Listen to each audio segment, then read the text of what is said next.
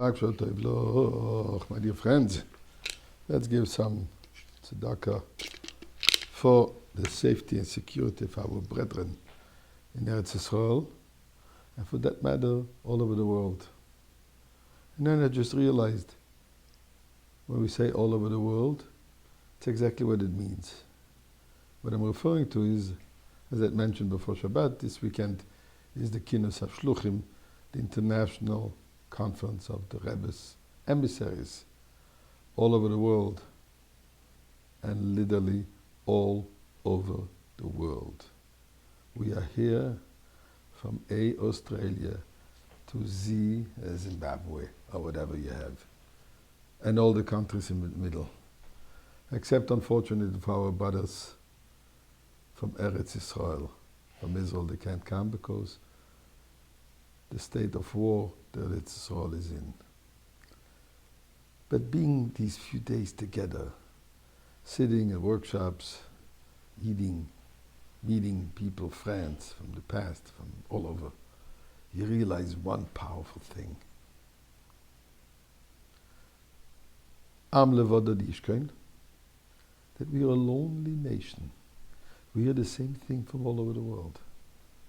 How the hatred,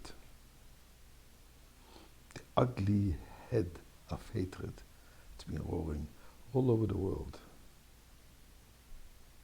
And then you hear the same thing from all the shluchim, no exception, from whatever part of the world they come. And some of them come from Muslim countries. They're standing there proud, Gaon Yaakov, with the Jewish pride, not in your face, but with strong conviction and commitment on fulfilling the shlichus. We hear heroic stories of the shluchim in Eretz Yisrael.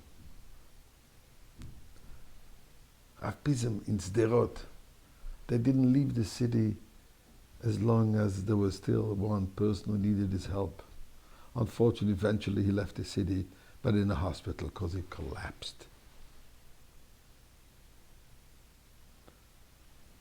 Shliach just moved to Ofakim, one of the villages that was badly hit. Himself not realizing what's going on, Simchas Torah in the morning, he's going to shul, and then a neighbor sees him in the street and said, "Lana ta olech?" And he grabs him and pulls him inside. He said, "Do you realize there's a war waging down the block?" And he shows him from his window, "Look, there's shooting." But as soon as it calmed down, he didn't stay in the house. He says, let's go out. Let's go out and see what we can do. Shluchim in Ukraine. It's not so much in the news anymore because, it's an old story. But the story is there's constant bombardment, constant destruction. And many of the Shluchim originally left, because they had no choice, came back to tend to the needs of their communities in the most of dangerous situations, in dire needs, things that are available, basic life needs are just not available. You meet shlichim from India, somewhere in the jungle, where there's a shlich that says that by now they got used to see the friendly monkey coming and take their food from the table. Friends, do you realize what it means? Imagine sitting in the comfort of your home and the little monkey stands at your window and is expecting you to serve him some food. And if not, it's going to take it himself.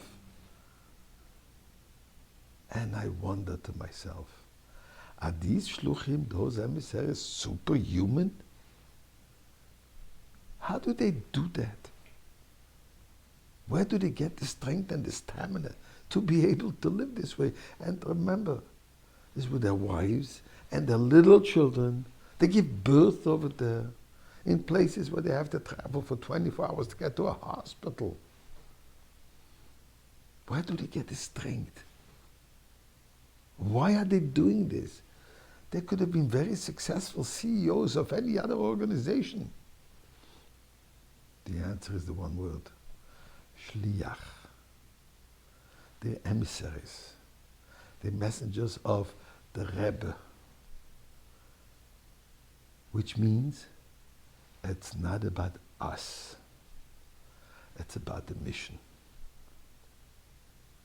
The Rebbe entrusted it with a mission, which is first of all to look after the needs of every single Jew around the world.